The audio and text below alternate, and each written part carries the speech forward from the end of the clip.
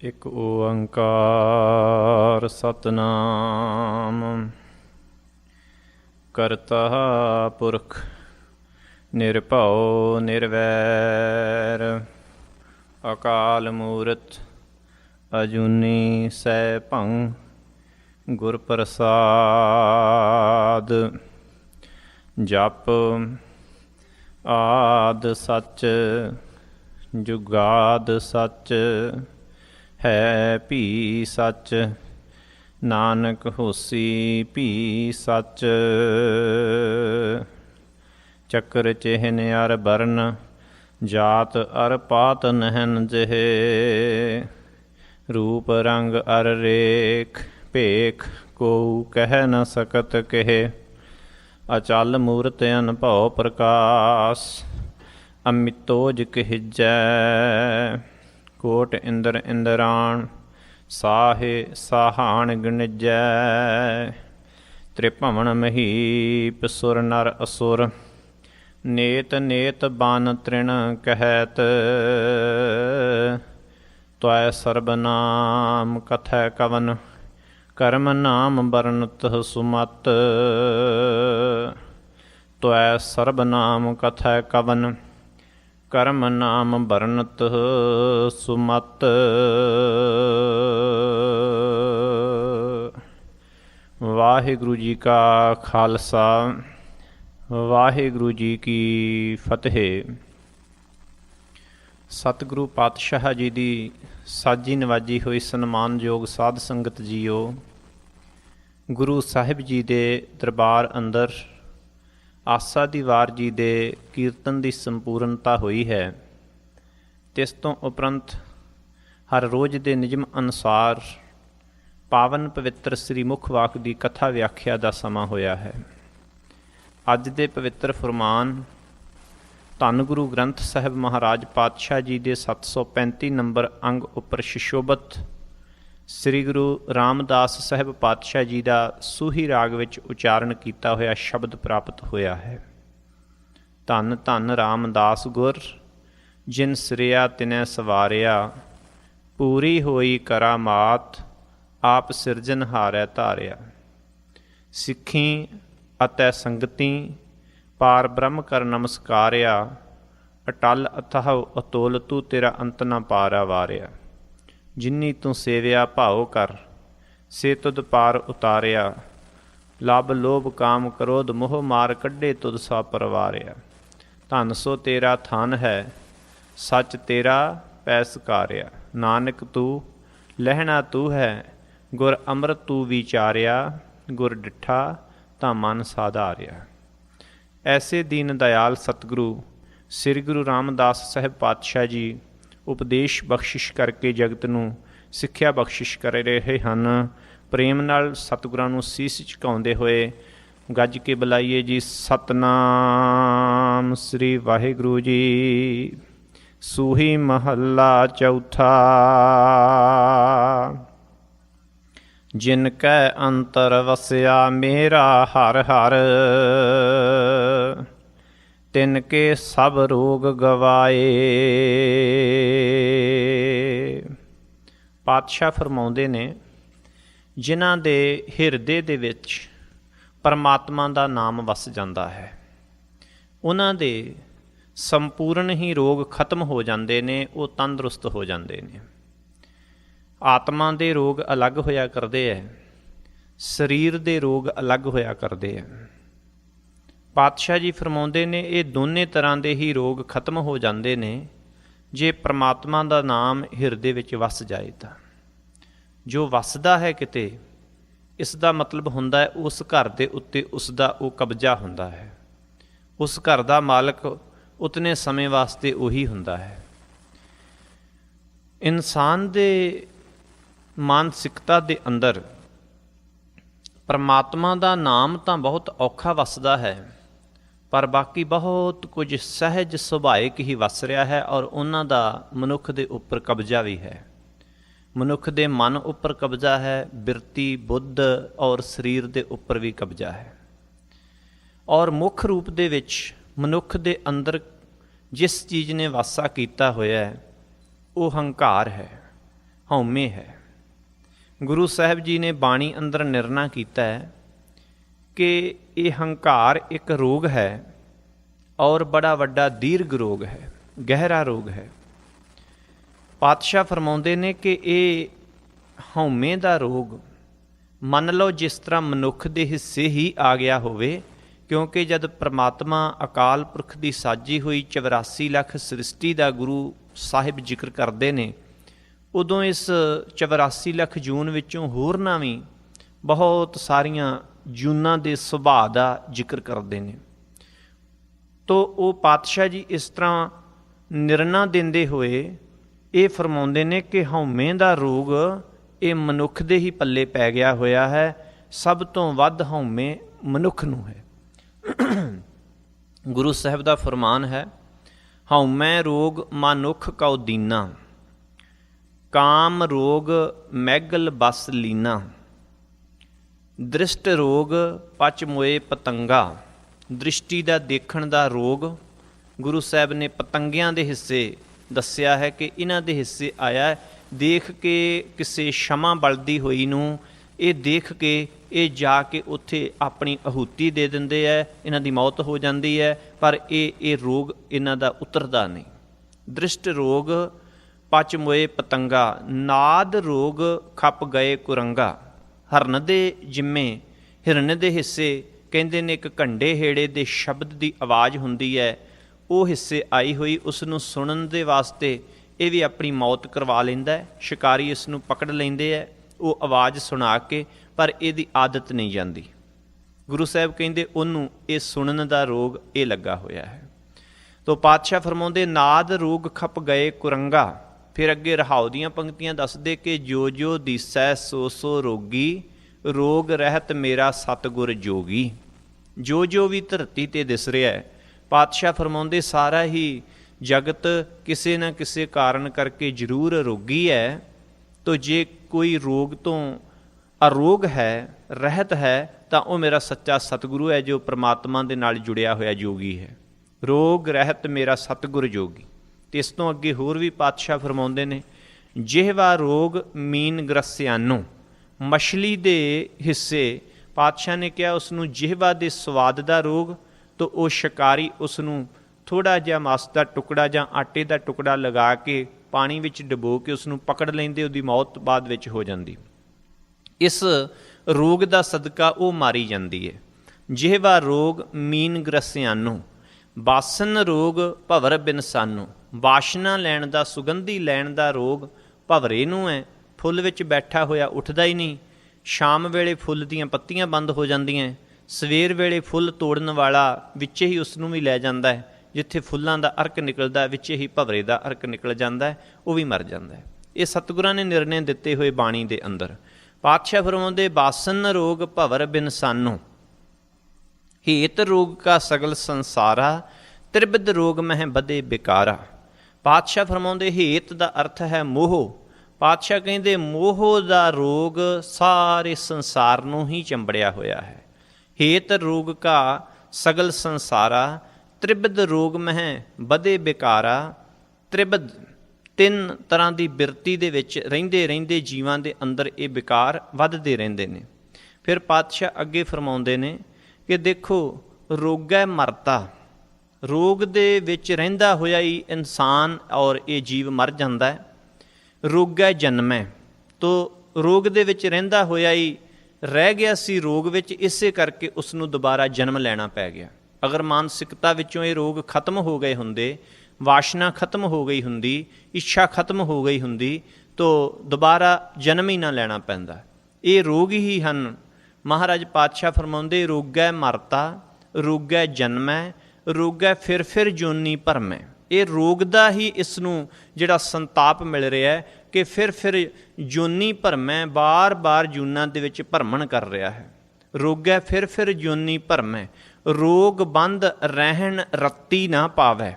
ਰੋਗਾਂ ਨੂੰ ਬੰਨ ਮਾਰਨ ਦਾ ਇਸ ਨੇ ਇੱਕ ਰੱਤੀ ਮਾਤਰ ਵੀ ਜਿਹੜਾ ਹੈ ਉਹ ਉਦਮ ਨਹੀਂ ਕੀਤਾ। ਪਾਤਸ਼ਾਹ ਕਹਿੰਦੇ ਰੋਗ ਬੰਦ ਰਹਿਣ ਰੱਤੀ ਨਾ ਪਾਵੈ, ਬਿਨ ਸਤਿਗੁਰ ਰੋਗ ਕਤਹਿ ਨਾ ਜਾਵੈ।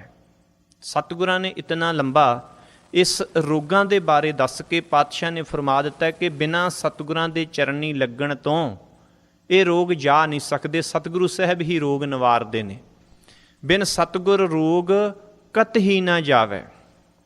ਫਿਰ ਪਾਤਸ਼ਾਹ ਅੱਗੇ ਫਰਮਾਉਂਦੇ, ਪਾਰ ਬ੍ਰਹਮ ਜਿਸ ਕੀਨੀ ਦਇਆ, ਜਿਸ ਨੂੰ ਪਾਰਾਵਾਰ ਤੋਂ ਰਹਿਤ ਵਾਹਿਗੁਰੂ ਪਰਮੇਸ਼ਰ ਨੇ ਜਿਸ ਦੇ ਉੱਤੇ ਮਿਹਰ ਕਰ ਦਿੱਤੀ ਹੈ। ਪਾਰ ਬ੍ਰਹਮ ਜਿਸ ਕੀਨੀ ਦਇਆ, ਬਾਹਾਂ ਪਕੜ ਰੋਗੋਂ ਕੱਢ ਲਿਆ। ਉਸ ਨੂੰ ਰੋਗਾਂ ਚੋਂ ਬਚਾ ਵੀ ਲਿਆ ਹੈ ਜਿਸ ਦੇ ਉੱਤੇ ਦਇਆ ਹੋ ਗਈ ਹੈ। ਬਾਹਾਂ ਪਕੜ ਰੋਗੋਂ ਕੱਢ ਲਿਆ, ਟੂਟੇ ਬੰਧਨ ਸਾਧ ਸੰਗ ਪਾਇਆ, ਕਹੋ ਨਾਨਕ ਗੁਰ ਰੋਗ ਮਿਟਾਇਆ। ਪਾਤਸ਼ਾਹ ਕਹਿੰਦੇ ਟੁੱਟ ਜਾਂਦੇ ਨੇ ਬੰਧਨ, ਜਿਨ੍ਹਾਂ ਨੂੰ ਉਹ ਪਰਮੇਸ਼ਰ ਆਪ ਦਇਆ ਕਰਕੇ ਰੋਗਾਂ ਤੋਂ ਕੱਢ ਲਵੇ। ਸਾਧ ਸੰਗਤ ਵਿੱਚ ਮਿਲਾ ਕਰਕੇ ਪਾਤਸ਼ਾਹ ਜੀ ਕਹਿੰਦੇ ਰੋਗਾਂ ਤੋਂ ਜੀਵਾਂ ਨੂੰ ਬਚਾ ਵੀ ਲੈਂਦਾ ਹੈ। ਤੋ ਇਹ ਜੋ ਰੋਗ ਨੇ, ਜਿਨ੍ਹਾਂ ਰੋਗਾਂ ਦਾ ਖੁਲਾਸਾ ਇਸ ਸ਼ਬਦ ਵਿੱਚ ਸੀ, ਗੁਰੂ ਮਹਾਰਾਜ ਪਾਤਸ਼ਾਹ ਅੱਜ ਦੇ ਆਏ ਪਵਿੱਤਰ ਪਾਵਨ ਸ਼੍ਰੀ ਮੁੱਖ ਵਾਕ ਵਿੱਚ ਫਰਮਾਉਂਦੇ ਨੇ ਕਿ ਉਹਨਾਂ ਦੇ ਇਹ ਸਾਰੇ ਰੋਗ ਮਿਟ ਜਾਂਦੇ ਨੇ, ਕਿਉਂਕਿ ਮੁੱਖ ਰੂਪ ਵਿੱਚ ਹਉਮੈ ਰੋਗ ਜੋ ਹੈ ਇਹ ਮਨੁੱਖ ਵਿੱਚ ਪ੍ਰਧਾਨ ਹੈ। ਪਰ ਬਾਕੀ ਵੀ ਰੋਗ ਜਿਹੜੇ ਨੇ, ਸਤਿਗੁਰੂ ਮਹਾਰਾਜ ਬਾਣੀ ਵਿੱਚ ਫਰਮਾਉਂਦੇ ਕਿ ਬਾਕੀ ਵੀ ਇਹ ਸਾਰੇ ਰੋਗ, ਸਾਰੀਆਂ ਆਦਤਾਂ ਮਨੁੱਖ ਦੇ ਪੱਲੇ ਪਈਆਂ ਹੋਈਆਂ। ਗੁਰਬਾਣੀ ਵਿੱਚ ਇੱਕ ਜਗ੍ਹਾ ਸਤਿਗੁਰੂ ਜੀ ਪ੍ਰਮਾਣ ਬਖਸ਼ਦੇ ਨੇ, ਮ੍ਰਿਗ ਮੀਨ ਭਰਿੰਗ ਪਤੰਗ ਕੁੰਚਰ, ਇਹਨਾਂ ਦਾ ਹੀ ਜ਼ਿਕਰ ਕਰਦੇ ਨੇ, ਜਿਨ੍ਹਾਂ ਦਾ ਪਿਛਲੇ ਸ਼ਬਦ ਵਿੱਚ ਜ਼ਿਕਰ ਆਇਆ। ਮ੍ਰਿਗ ਮੀਨ ਭਰਿੰਗ ਪਤੰਗ ਕੁੰਚਰ ਏਕ ਦੋਖ ਵਿਨਾਸ਼, ਇਹਨਾਂ ਵਿੱਚ ਇੱਕ ਇੱਕ ਨੁਕਸ ਹੈ ਤੇ ਉਹਨਾਂ ਦੇ ਨਾਲ ਹੀ ਇਹਨਾਂ ਦਾ ਨਾਸ ਹੋ ਜਾਂਦਾ ਹੈ। ਅਗਲੀ ਪੰਕਤੀ ਪਾਤਸ਼ਾਹ ਕਹਿੰਦੇ, ਪੰਚ ਦੋਖ ਅਸਾਧ ਜਾਮਹਿ ਤਾਕੀ ਕੀਤਕ ਆਸ। ਜੇ ਮਨੁੱਖ, ਜੇ ਬੰਦਿਆ, ਤੇਰੇ ਵਿੱਚ ਉਹ ਪੰਜ ਦੇ ਪੰਜ ਹੀ ਸਾਰੇ ਦੇ ਸਾਰੇ ਹੀ ਹੋਣ, ਹਉਮੈ ਦਾ ਰੋਗ ਵੀ ਤੈਨੂੰ ਲੱਗਾ ਹੋਵੇ, ਦ੍ਰਿਸ਼ਟ ਵੇਖਣ ਦਾ ਪਤੰਗੇ ਵਾਲਾ ਰੋਗ ਵੀ ਲੱਗਾ ਹੋਵੇ, ਕੰਨੀ ਕੁਛ ਐਸਾ ਸੁਣਨ ਦਾ ਵੀ ਰੋਗ ਲੱਗਾ ਹੋਵੇ ਜਿਸ ਨਾਲ ਮੌਤ ਹੋ ਜਾਂਦੀ ਹੋਵੇ, ਜੀਭਾ ਦਾ ਰੋਗ ਵੀ ਲੱਗਾ ਹੋਵੇ, ਤੋ ਪਾਤਸ਼ਾਹ ਕਹਿੰਦੇ ਜੇ ਪੰਜ ਦੇ ਪੰਜ ਹੀ ਰੋਗ ਤੈਨੂੰ ਲੱਗੇ ਹੋਵਣ, ਤੇਰੀ ਬਚਣ ਦੀ ਫਿਰ ਕਿਵੇਂ ਆਸ ਹੈ। ਮ੍ਰਿਗ ਮੀਨ ਭਰਿੰਗ ਪਤੰਗ ਕੁੰਚਰ ਏਕ ਦੋਖ ਵਿਨਾਸ਼, ਪੰਚ ਦੋਖ ਅਸਾਧ। ਅਸਾਧ ਦਾ ਅਰਥ ਹੈ ਐੜਾ ਲਗਾ ਕੇ ਕਿ ਨਾ ਸਾਧੇ ਜਾਣ ਵਾਲੇ ਇਹ ਜੋ ਨੁਕਸ ਹਨ, ਬਹੁਤ ਔਖੇ ਰੋਕੇ ਜਾਂਦੇ ਨੇ। ਜੇ ਸਾਰੇ ਦੀ ਸਾਰੇ ਹੀ ਜ਼ਿੰਦਗੀ ਵਿੱਚ ਹਨ, ਤਾਂ ਕੀ ਕੇਤਕ ਆਸ, ਤਿਸ ਇਨਸਾਨ ਦੀ ਕੀ ਆਸ ਹੈ ਕਿ ਉਸ ਦਾ ਬਚਾਅ ਹੋ ਸਕਦਾ ਹੈ। ਤੋ ਮਹਾਰਾਜ ਨੇ ਅੱਜ ਦੇ ਆਏ ਪਵਿੱਤਰ ਸ਼੍ਰੀ ਮੁੱਖ ਵਾਕ ਵਿੱਚ ਸਾਹਿਬ ਸ੍ਰੀ ਗੁਰੂ ਰਾਮਦਾਸ ਪਾਤਸ਼ਾਹ ਜੀ ਨੇ ਫਰਮਾਇਆ ਹੈ ਕਿ ਭਾਈ ਇਹ ਜੋ ਸਾਰੇ ਰੋਗ ਹਨ, ਜੇ ਵੱਡਿਆਂ ਭਾਗਾਂ ਦਾ ਸਦਕਾ ਸਤਿਗੁਰਾਂ ਦੇ ਚਰਨੀ ਲੱਗ ਕੇ, ਸਤਿਗੁਰਾਂ ਤੋਂ ਨਾਮ ਦੀ, ਗੁਰਮੰਤਰ ਦੀ, ਮੂਲ ਮੰਤਰ ਦੀ ਬਖਸ਼ਿਸ਼ ਲੈ ਕੇ ਉਸ ਮੂਲ ਮੰਤਰ ਨੂੰ ਕੋਈ ਆਪਣੇ ਹਿਰਦੇ ਦੇ ਅੰਦਰ ਹੀ ਵਸਾ ਲਵੇ, ਇਤਨਾ ਪ੍ਰੇਮ ਦੇ ਨਾਲ ਮੂਲ ਮੰਤਰ ਨੂੰ, ਗੁਰਮੰਤਰ ਨੂੰ ਜਪੇ, ਤਾਂ ਪਾਤਸ਼ਾਹ ਜੀ ਕਹਿੰਦੇ ਕਿ ਮੰਨ ਲਓ ਉਹ ਹਿਰਦੇ ਦੇ ਵਿੱਚ ਵਸ ਜਾਏ, ਫਿਰ ਪਾਤਸ਼ਾਹ ਕਹਿੰਦੇ ਸਾਰੇ ਦੇ ਸਾਰੇ ਰੋਗ ਖਤਮ ਹੋ ਜਾਂਦੇ ਹਨ। ਸਤਿਗੁਰਾਂ ਦੀਆਂ ਪਵਿੱਤਰ ਇਹ ਪੰਕਤੀਆਂ ਨੇ, ਜਿਨ ਕੈ ਅੰਤਰ ਵਸਿਆ ਮੇਰਾ ਹਰ ਹਰ, ਤਿਨ ਕੇ ਸਭ ਰੋਗ ਗਵਾਏ। ਜਿਨ੍ਹਾਂ ਦੇ ਅੰਦਰ ਵਸ ਗਿਆ ਹੈ ਮੇਰਾ ਹਰਿਆ ਭਰਿਆ ਕਰਨ ਵਾਲਾ ਵਾਹਿਗੁਰੂ ਪਰਮੇਸ਼ਰ ਦਾ ਨਾਮ, ਤਿਨ ਕੇ ਸਭ ਰੋਗ ਗਵਾਏ। ਉਸ ਦੇ ਉਸ ਨਾਮ ਨੇ, ਸਿਮਰਨ ਨੇ ਸਾਰੇ ਦੇ ਸਾਰੇ ਰੋਗ ਗਵਾ ਦਿੱਤੇ ਹੈ, ਖਤਮ ਕਰ ਦਿੱਤੇ ਹੈ, ਦੂਰ ਕਰ ਦਿੱਤੇ ਹਨ। ਤੇ ਮੁਕਤ ਭਏ ਜਿਨ ਹਰ ਨਾਮ ਧਿਆਇਆ, ਤਿਨ ਪਵਿੱਤ ਪਰਮ ਪਦ ਪਾਏ। ਦੂਸਰੀ ਪੰਕਤੀ ਵਿੱਚ ਗੁਰੂ ਰਾਮਦਾਸ ਸਾਹਿਬ ਫਰਮਾਉਂਦੇ ਨੇ ਕਿ ਉਹ ਪੁਰਸ਼ ਮੁਕਤ ਹੋ ਗਏ ਹਨ ਜਿਨ ਹਰ ਨਾਮ ਧਿਆਇਆ, ਜਿਨ੍ਹਾਂ ਨੇ ਪ੍ਰਮਾਤਮਾ ਦਾ ਨਾਮ ਧਿਆਇਆ ਹੈ, ਧਿਆਨ ਧਾਰ ਕੇ, ਤਿੰਨ ਪਵਿੱਤ ਪਰਮ ਪਦ ਪਾਏ, ਉਹਨਾਂ ਨੇ ਪਵਿੱਤਰ ਹੋ ਜਾਣ ਵਾਲੀ ਪਰਮ ਪਦਵੀ ਨੂੰ ਪ੍ਰਾਪਤ ਕਰ ਲਿਆ ਹੈ। ਪਵਿੱਤ ਪਰਮ ਪਦ, ਮਹਾਨ ਪਦਵੀ ਔਰ ਪਵਿੱਤਰ ਹੋ ਜਾਣ ਵਾਲੀ ਪਦਵੀ, ਉਸ ਨੂੰ ਪ੍ਰਾਪਤ ਕਰ ਲਿਆ ਹੈ। ਜਗਤ ਦੀਆਂ ਪਦਵੀਆਂ ਅਲੱਗ ਹੋਇਆ ਕਰਦੀਆਂ ਨੇ। ਜਗਤ ਦੇ ਵਿੱਚ ਕੋਈ ਉੱਚੇ ਰੈਂਕ 'ਤੇ ਬੈਠਾ ਹੈ, ਉਹਨੂੰ ਦੁਨੀਆਦਾਰ ਸਮਝਦੇ ਨੇ ਇਹ ਉੱਚੀ ਪਦਵੀ 'ਤੇ ਹੈ। ਜਗਤ ਦੇ ਵਿੱਚ ਜਿਸ ਦੇ ਕੋਲ ਦੌਲਤ ਜ਼ਿਆਦਾ ਹੈ, ਉਹਨੂੰ ਲੋਕ ਸਮਝਦੇ ਨੇ ਇਹ ਕਾਫੀ ਸਰਮਾਏਦਾਰ ਅਮੀਰ ਆਦਮੀ ਹੈ। ਪਰ ਪਾਤਸ਼ਾਹ ਫਰਮਾਉਂਦੇ ਆ ਉਹ ਪਤਾ ਨਹੀਂ ਉਹਦੀ ਆਤਮਿਕ ਅਵਸਥਾ ਕਿਤਨੀ ਕੁ ਰੋਗੀ ਹੋਵੇਗੀ, ਆਤਮਾ ਜੋ ਹੈ ਉਹ ਕਿਤਨੀ ਕੁ ਕਮਜ਼ੋਰ ਹੋ ਚੁੱਕੀ ਹੋਵੇਗੀ। ਪਾਤਸ਼ਾਹ ਫਰਮਾਉਂਦੇ ਇੱਕ ਐਸੇ ਵੀ ਹੋ ਸਕਦੇ ਹੈ ਕਿ ਬਾਹਰੋਂ ਦੇਖਣ ਨੂੰ ਦੁਨੀਆਦਾਰ ਦੀ ਨਜ਼ਰ ਵਿੱਚ ਉਹ ਨਾ ਤਾਂ ਉਹ ਕਿਸੇ ਉੱਚੇ ਰੈਂਕ 'ਤੇ ਦਿਸਦੇ ਹੋਣਗੇ, ਨਾ ਹੀ ਉਹ ਬਹੁਤ ਸਰਮਾਏਦਾਰ ਹੋਣਗੇ, ਪਰ ਉਹਨਾਂ ਨੂੰ ਇੱਕ ਅਧਿਆਤਮਕ ਪਦਵੀ ਪ੍ਰਾਪਤ ਹੋਈ ਹੋਵੇਗੀ, ਜਿਸ ਪਦਵੀ ਦਾ ਨਾਮ ਇੱਥੇ ਗੁਰਬਾਣੀ ਵਿੱਚ ਆ ਰਿਹਾ ਹੈ ਕਿ ਤੇ ਮੁਕਤ ਭਏ ਜਿਨ ਹਰ ਨਾਮ ਧਿਆਇਆ ਤਿਨ ਪਵਿੱਤ ਪਰਮ ਪਦ ਪਾਏ। ਉਹਨਾਂ ਨੇ ਪਵਿੱਤਰ ਹੋ ਜਾਣ ਵਾਲੀ ਪਦਵੀ ਪ੍ਰਾਪਤ ਕਰ ਲਈ ਹੋਵੇਗੀ, ਉਹ ਪਵਿੱਤਰ ਹੋ ਗਏ ਹੋਣਗੇ ਗੁਰੂ ਸਾਹਿਬ ਜੀ ਦੇ ਨਾਮ ਨੂੰ ਜਪ ਕੇ, ਗੁਰੂ ਸਾਹਿਬ ਦੇ ਨਾਮ ਨੂੰ ਧਿਆ ਕੇ। ਤੋ ਪਾਤਸ਼ਾਹ ਨੇ ਫਰਮਾਇਆ ਕਿ ਮੁਕਤ ਭਏ, ਮੁਕਤ ਹੋ ਜਾਣਾ। ਸ੍ਰੀ ਗੁਰੂ ਤੇਗ ਬਹਾਦਰ ਸਾਹਿਬ ਪਾਤਸ਼ਾਹ ਜੀ ਨੇ ਮੁਕਤ ਹੋਏ ਪ੍ਰਾਣੀਆਂ ਦੀਆਂ ਕੁਝ ਨਿਸ਼ਾਨੀਆਂ ਦੱਸੀਆਂ ਨੇ। ਉਸਤਤ ਨਿੰਦਿਆ ਨਾਹੀਂ ਜਿਹ ਕੰਚਨ ਲੋਹ ਸਮਾਨ, ਕਹੋ ਨਾਨਕ ਸੁਨ ਰੇ ਮਨਾ ਮੁਕਤ ਤਾਹੇ ਤੈ ਜਾਨ। ਪਾਤਸ਼ਾਹ ਨੇ ਕਿਹਾ ਜਿਹੜਾ ਕਿਸੇ ਦੀ ਉਸਤਤੀ ਵੀ ਨਹੀਂ ਕਰਦਾ ਤੇ ਜਿਹੜਾ ਕਿਸੇ ਦੀ ਨਿੰਦਿਆ ਵੀ ਨਹੀਂ ਕਰਦਾ। ਨਿੰਦਿਆ ਤਾਂ ਸਤਿਗੁਰੂ ਸੱਚੇ ਪਾਤਸ਼ਾਹ ਜੀ ਦੀ ਸਿੱਖਿਆ ਨੂੰ ਮੰਨ ਕੇ ਇਨਸਾਨ ਛੱਡਦਾ ਹੈ, ਪਰ ਪਾਤਸ਼ਾਹ ਫਰਮਾਉਂਦੇ ਇਸ ਤੋਂ ਅਗਾਂਹ ਅਵਸਥਾ ਹੋਰ ਹੈ ਕਿ ਉਸਤਤੀ ਵੀ ਨਾ ਕਰਨੀ, ਨਾ ਉਸਤਤੀ ਕਰਨੀ ਨਾ ਨਿੰਦਿਆ ਕਰਨੀ। ਫਿਰ ਇਸ ਤੋਂ ਹੋਰ ਅੱਗੇ ਉੱਚੀ ਅਵਸਥਾ ਕਿ ਕੰਚਨ ਲੋਹ ਸਮਾਨ, ਲੋਹੇ ਤੇ ਕੰਚਨ ਨੂੰ ਬਰਾਬਰ ਸਮਝਣਾ, ਬਹੁਤ ਉੱਚੀ ਅਵਸਥਾ ਹੈ। ਪਾਤਸ਼ਾਹ ਫਰਮਾਉਂਦੇ ਨੇ ਇਹ ਜੋ ਵਿਸ਼ੇਸ਼ਤਾਈਆਂ ਜਿਸ ਭਾਗਾਂ ਵਾਲੇ ਪ੍ਰਾਣੀ ਦੇ ਅੰਦਰ ਹੋਣਗੀਆਂ, ਪਾਤਸ਼ਾਹ ਜੀ ਕਹਿੰਦੇ ਉਹ ਧਰਤੀ ਤੇ ਤੁਰਿਆ ਫਿਰਦਾ ਹੀ ਮੁਕਤ ਹੋਇਆ ਪ੍ਰਾਣੀ ਹੋਵੇਗਾ। ਕਹੋ ਨਾਨਕ ਸੁਨ ਰੇ ਮਨਾ ਮੁਕਤ ਤਾਹੇ ਤੈ ਜਾਨ। ਸਤਿਗੁਰੂ ਗੁਰੂ ਤੇਗ ਬਹਾਦਰ ਸਾਹਿਬ ਪਾਤਸ਼ਾਹ ਇੱਕ ਹੋਰ ਸਲੋਕ ਬਖਸ਼ਦੇ ਨੇ। ਹਰਖ ਸੋਗ ਜਾ ਕੈ ਨਹੀਂ ਬੈਰੀ ਮੀਤ ਸਮਾਨ। ਪਾਤਸ਼ਾਹ ਫਰਮਾਉਂਦੇ ਮੰਨ ਲਓ ਕਿਸੇ ਨੂੰ ਕੋਈ ਚੀਜ਼ ਪ੍ਰਾਪਤ ਹੋਈ ਹੈ, ਉਹਨੂੰ ਕੋਈ ਵਿਸ਼ੇਸ਼ ਖੁਸ਼ੀ ਨਹੀਂ ਆਉਂਦੀ। ਕਿਸੇ ਦੀ ਕੋਈ ਚੀਜ਼ ਦਾ ਨੁਕਸਾਨ ਹੋ ਗਿਆ ਤੇ ਉਸ ਨੂੰ ਸੋਗ ਵੀ ਨਹੀਂ ਹੁੰਦਾ, ਉਹਨੂੰ ਦੁੱਖ ਵੀ ਨਹੀਂ ਹੁੰਦਾ। ਹਰਖ ਸੋਗ ਜਾ ਕੇ ਨਹੀਂ, ਨਾ ਖੁਸ਼ੀ ਨਾ ਗਮੀ, ਉਸ ਦੀ ਅਵਸਥਾ ਸਮਦ੍ਰਿਸ਼ਟ ਬਰਾਬਰ ਰਹਿੰਦੀ ਹੈ। ਤੋ ਬੈਰੀ ਮੀਤ ਸਮਾਨ, ਅਗਰ ਵੈਰੀ ਤੇ ਮਿੱਤਰ ਵੀ ਉਸ ਨੂੰ ਬਰਾਬਰ ਨੇ। ਮਿੱਤਰ ਤਾਂ ਕੋਈ ਵਸਤੂ ਮੰਗਣ ਆਉਂਦਾ ਤੇ ਉਹਦੀ ਹੈਲਪ ਹਰ ਇਨਸਾਨ ਕਰਦਾ ਹੈ, ਤੇ ਜੇ ਕਿਤੇ ਵੈਰੀ ਵੀ ਡਿੱਗ ਪਿਆ ਹੈ, ਉਹਦੇ ਸੱਟ ਲੱਗ ਗਈ ਹੈ, ਤੇ ਜਿਹਨੇ ਉਸ ਨੂੰ ਵੀ ਸੰਭਾਲਿਆ ਹੈ ਕਿ ਵੈਰ ਪੁਣਾ ਮਨ ਵਿੱਚ ਨਹੀਂ ਲਿਆਂਦਾ, ਉਸ ਮੌਕੇ ਤੇ ਉਹਦੀ ਵੀ ਸੰਭਾਲ ਕੀਤੀ। ਅਗਰ ਵੈਰੀ ਵੀ ਚੱਲ ਕੇ ਆ ਗਿਆ ਕਿ ਮੈਂ ਭਰਾ ਬਹੁਤ ਇਸ ਸਮੇਂ ਸੰਕਟ ਵਿੱਚ ਹਾਂ, ਮੈਨੂੰ ਇੰਨੇ ਕੁ ਹੈਲਪ, ਇਸ ਚੀਜ਼ ਦੀ ਹੈਲਪ ਜ਼ਰੂਰ ਦੇ, ਤੇ ਉਸ ਟਾਈਮ ਤੇ ਜਿਸ ਨੇ ਵੈਰ ਪੁਣਾ ਇਹ ਨਹੀਂ ਚਿਤਾਰਨਾ ਕਿ ਕਿਸੇ ਸਮੇਂ ਇਹ ਮੇਰੇ ਨਾਲ ਦੁਸ਼ਮਣੀ ਕਰਦਾ ਸੀ, ਉਸ ਦੀ ਵੀ ਮਦਦ ਕਰ ਦੇਣੀ, ਹੈਲਪ ਕਰ ਦੇਣੀ। ਤਾਂ ਪਾਤਸ਼ਾਹ ਜੀ ਕਹਿੰਦੇ ਬੈਰੀ ਮੀਤ ਸਮਾਨ। ਇਹ ਅਵਸਥਾ ਗੁਰੂ ਗੋਬਿੰਦ ਸਿੰਘ ਸਾਹਿਬ ਪਾਤਸ਼ਾਹ ਜੀ ਦੇ ਪਿਆਰੇ ਸਿੱਖ ਭਾਈ ਕਨ੍ਹਈਆ ਜੀ ਨੇ ਦਿਖਾਈ ਸੀ, ਜਦੋਂ ਦੁਸ਼ਮਣਾਂ ਨੂੰ ਵੀ ਪਾਣੀ ਪਿਲਾਇਆ ਜੰਗ ਦੇ ਅੰਦਰ, ਔਰ ਆਪਣਿਆਂ ਸਿੰਘਾਂ ਨੂੰ ਵੀ ਪਾਣੀ ਪਿਲਾਇਆ। ਤੋ ਪਾਤਸ਼ਾਹ ਫਰਮਾਉਂਦੇ ਨੇ ਸ੍ਰੀ ਗੁਰੂ ਤੇਗ ਬਹਾਦਰ ਸਾਹਿਬ ਜੀ ਕਿ ਹਰਖ ਸੋਗ ਜਾ ਕੇ ਨਹੀਂ, ਖੁਸ਼ੀ ਤੇ ਗਮੀ ਜਿਸ ਨੂੰ ਵਿਆਪਦੀ ਨਹੀਂ, ਬਰਾਬਰ ਰਹਿੰਦਾ ਹੈ। ਬੈਰੀ ਮੀਤ ਸਮਾਨ, ਜਿਸ ਨੂੰ ਵੈਰੀ ਤੇ ਮਿੱਤਰ ਇੱਕ ਸਮਦ੍ਰਿਸ਼ਟ ਦਿਸਦੇ ਹੈ। ਕਹੋ ਨਾਨਕ ਸੁਨ ਰੇ ਮਨਾ। ਪਾਤਸ਼ਾਹ ਜੀ ਕਹਿੰਦੇ ਮੁਕਤ ਤਾਹੇ ਤੈ ਜਾਨ। ਐਸੇ ਇਨਸਾਨ ਨੂੰ ਵੀ ਪਾਤਸ਼ਾਹ ਫਰਮਾਉਂਦੇ ਕਿ ਮੁਕਤ ਸਮਝੋ। ਫਿਰ ਪਾਤਸ਼ਾਹ ਇੱਕ ਸਲੋਕ ਹੋਰ ਬਖਸ਼ਿਸ਼ ਕਰਦੇ ਨੇ। ਸ੍ਰੀ ਗੁਰੂ ਤੇਗ ਬਹਾਦਰ ਸਾਹਿਬ ਫਰਮਾਉਂਦੇ ਜਿਹੇ ਪ੍ਰਾਨੀ ਹਉਮੈ ਤਜੀ। ਜਿਸ ਇਨਸਾਨ ਨੇ ਆਪਣੇ ਅੰਦਰੋਂ ਹਉਮੈ ਗਵਾ ਦਿੱਤੀ ਹੈ, ਹੰਕਾਰ ਛੱਡ ਦਿੱਤਾ ਹੈ, ਕਰਤਾ ਰਾਮ ਪਛਾਨ, ਕਰਤਾ ਪੁਰਖ ਪਰਮੇਸ਼ਰ ਨੂੰ ਪਛਾਣ ਲਿਆ ਹੈ। ਕਹੋ ਨਾਨਕ ਵਹੋ ਮੁਕਤ ਨਰ, ਇਹ ਮਨ ਸਾਚੀ ਮਾਨ। ਸ੍ਰੀ ਗੁਰੂ ਤੇਗ ਬਹਾਦਰ ਸਾਹਿਬ ਫਰਮਾਉਂਦੇ ਉਹ ਵੀ ਇਨਸਾਨ ਜਿਹੜਾ ਹੈ ਉਹ ਮੁਕਤ ਹੈ। ਹੇ ਮਨਾ, ਇਸ ਗੱਲ ਨੂੰ ਸੱਚ ਕਰਕੇ ਜਾਣ ਲਵੀਂ ਕਿ ਉਹ ਇਨਸਾਨ ਵੀ ਮੁਕਤ ਹੈ, ਜਿਸ ਨੇ ਹਉਮੈ ਨੂੰ ਤਿਆਗ ਦਿੱਤਾ ਹੈ, ਰੱਬ ਨੂੰ ਪਛਾਣ ਲਿਆ ਹੈ। ਜਿਹੇ ਪ੍ਰਾਨੀ ਹਉਮੈ ਤਜੀ, ਕਰਤਾ ਰਾਮ ਪਛਾਨ। ਕਹੋ ਨਾਨਕ ਵਹੋ ਮੁਕਤ ਨਰ, ਇਹ ਮਨ ਸਾਚੀ ਜਾਨ। ਤੋ ਪਾਤਸ਼ਾਹ ਨੇ ਮੁਕਤ ਹੋਇਆਂ ਦੀ ਅਵਸਥਾ ਦੱਸੀ ਹੈ ਕਿ ਕੌਣ ਮੁਕਤ ਹੋ ਜਾਂਦੇ ਨੇ ਔਰ ਉਹਨਾਂ ਦੀਆਂ ਨਿਸ਼ਾਨੀਆਂ ਕੈਸੀਆਂ ਹੋਇਆ ਕਰਦੀਆਂ। ਤੋ ਗੁਰੂ ਰਾਮਦਾਸ ਸਾਹਿਬ ਪਾਤਸ਼ਾਹ ਜੀ ਇਹਨਾਂ ਪਵਿੱਤਰ ਬਚਨਾਂ ਵਿੱਚ ਫਰਮਾ ਰਹੇ ਨੇ ਕਿ ਤੇ ਮੁਕਤ ਭਏ ਜਿਨ ਹਰ ਨਾਮ ਧਿਆਇਆ ਤਿਨ ਪਵਿੱਤ ਪਰਮ ਪਦ ਪਾਏ।